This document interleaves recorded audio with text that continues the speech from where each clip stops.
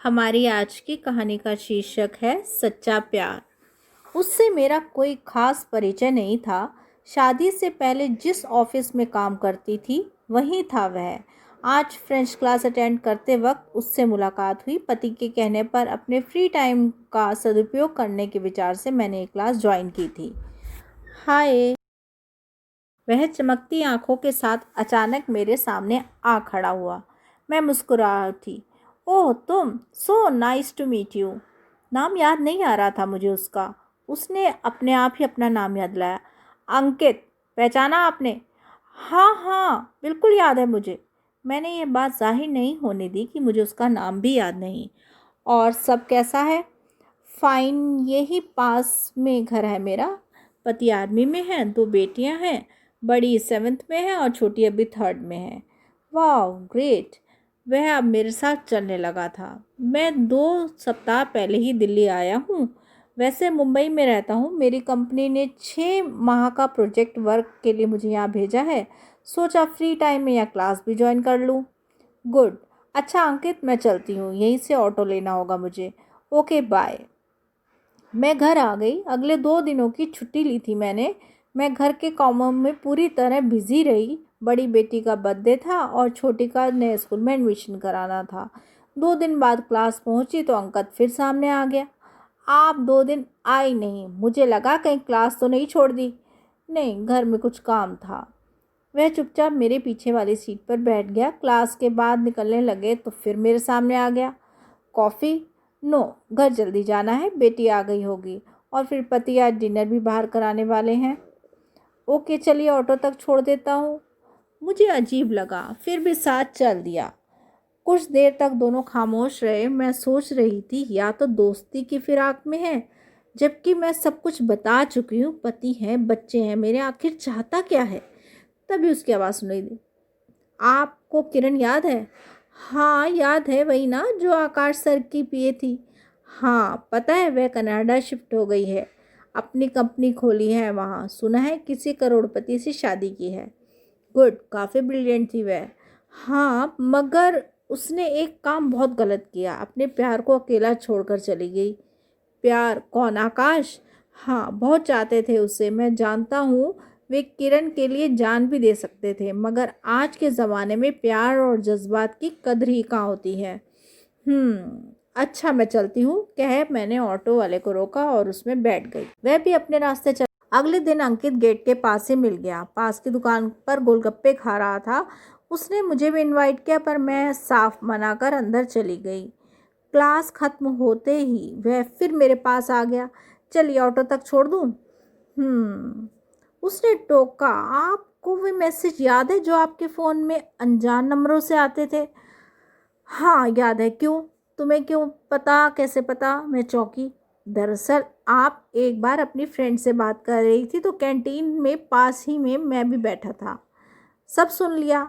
आपने कभी चेक नहीं किया कि उन्हें भेजता कौन था? नहीं, मेरे पास इन फिजूल बातों के लिए वक्त कहाँ था, और फिर मैं ऑलरेडी एंगेज थी। हाँ वह तो मुझे पता है, मेरे एक दो दोस्तों ने बताया था आपके बारे में। सच आप कितनी खुशहाल हैं, जिसे चाहा उसी से शादी की। हर किसी के जीवन में ऐसा कहाँ होता है। लोग सच्चे प्यार की कदर ही नहीं करते, या फिर कई दफ़ा ऐसा होता है कि बेतहाशा प्यार करके भी लोग अपने प्यार का इजहार नहीं कर पाते। क्या बात है, कहीं तुम्हें भी किसी से बेतहाशा प्यार तो नहीं था? मैं व्यंग से मुस्कुराई तो वह चुप हो गया। मुझे लगा मेरा इस तरह हंसना उसे बुरा लगा। मैं पुराने ऑफिस में अपनी ही दुनिया में मग्न रहती थी, उसे कभी अहमियत नहीं दी। मैं उसके बारे में और जानने की उत्सुक हो रही थी।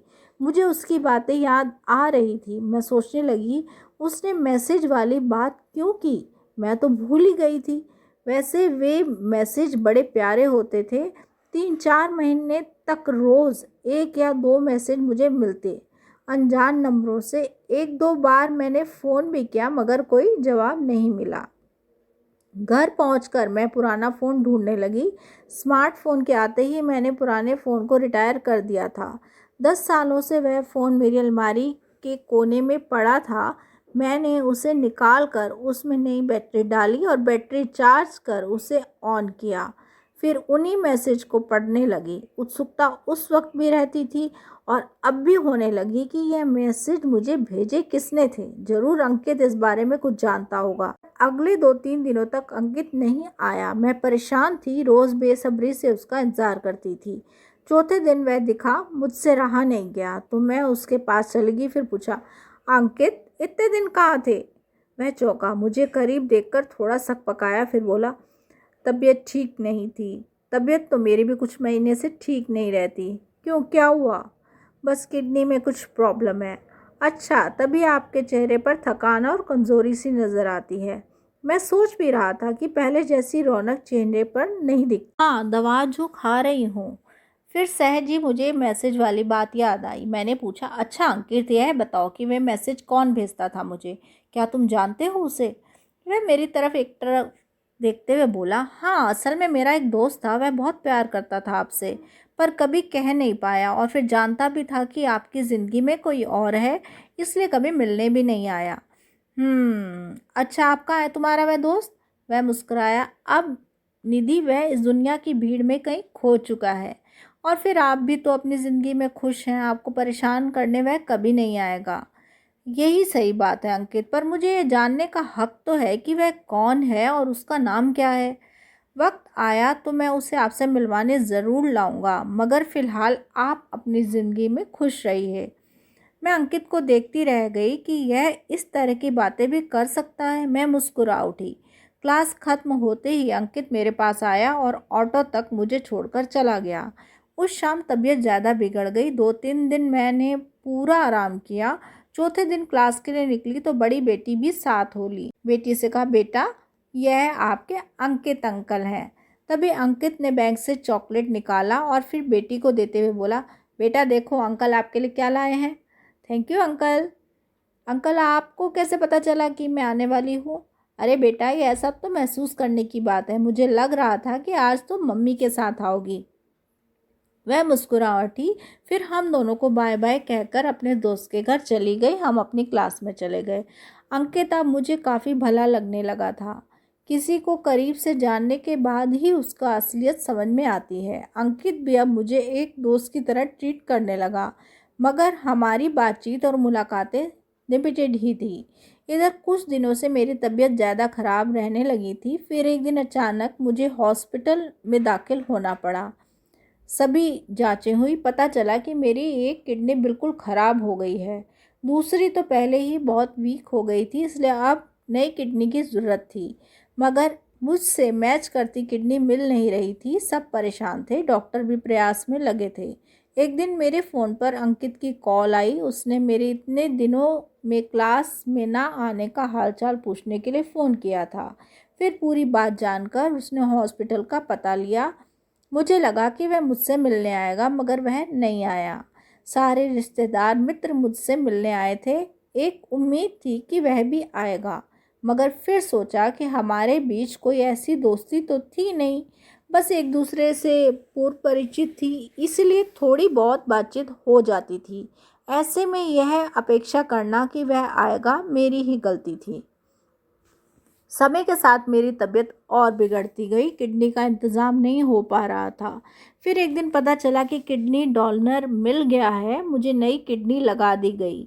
सर्जरी के बाद कुछ दिन मैं हॉस्पिटल में ही रही। थोड़ी ठीक हुई तो घर भेज दिया गया। फ्रेंच क्लासेस पूरी तरह छूट गई थी। सोचा एक दफ़ा अंकित से फ़ोन करके पूछूं कि क्लास और कितने दिन चलेगी। फिर यह सोचकर कि वह तो मुझे देखने तक नहीं आया, मैं भला उसे फ़ोन क्यों करूं। अपना विचार बदल दिया। समय बीतता गया। अब मैं पहले से काफ़ी ठीक थी, फिर भी पूरे आराम की हिदायत थी। एक दिन शाम को अजीत मेरे पास बैठे हुए थे कि तभी फ्रेंच क्लासेस का जिक्र हुआ। अजीत ने सहसा ही मुझसे पूछा, क्या अंकित तुम्हारा गहरा दोस्त था? क्या रिश्ता है तुम्हारा उससे? आप ऐसे क्यों पूछ रहे हैं? अब ऐसे तो कोई अपनी किडनी नहीं देता ना। किडनी डोनर और कोई नहीं, अंकित नाम का ही व्यक्ति था।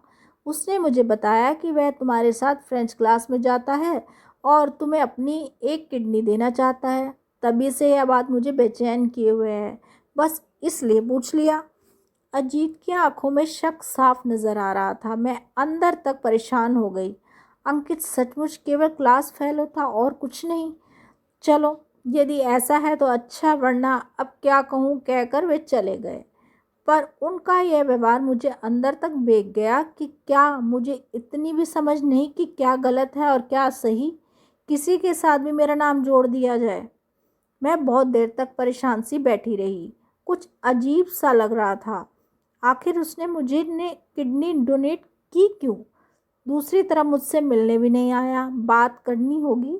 सोचते हुए मैंने अंकित को फ़ोन मिलाया, मगर उसने फ़ोन काट दिया। मैं और ज़्यादा चिढ़ गई। फ़ोन पटक कर सिर पकड़कर बैठ गई। तभी अंकित का मैसेज आया, मुझे माफ़ कर देना निधि, आपसे बिना मिले चला आया। कहा था ना मैंने, दीवानों को अपने प्यार की खातिर कितनी भी तकलीफ़ सहनी मंजूर होती है, मगर वे अपनी मोहब्बत की आंखों में तकलीफ़ नहीं सह सकते, इसलिए मिलने नहीं आया। मैं हैरान से उसका मैसेज पढ़कर समझने की कोशिश करने लगी कि वह कहना क्या चाहता है, मगर तभी उसका दूसरा मैसेज आ गया। आपसे वादा किया था ना मैंने कि उस मैसेज भेजने वाले का नाम बताऊंगा। दरअसल मैं ही आपको मैसेज भेजा करता था। मैं आपसे बहुत प्यार करता हूँ। आप जानती हैं ना कि इंसान जिससे प्यार करता है उसके आगे बहुत कमज़ोर महसूस करने लगता है। बस यही समस्या है मेरी। एक बार फिर आपसे बहुत दूर जा रहा हूँ। अब बुढ़ापे में ही मुलाकात करने आऊँगा, पर उम्मीद करता हूँ इस दफ़ा आप मेरा नाम नहीं भूलेंगी। Good bye.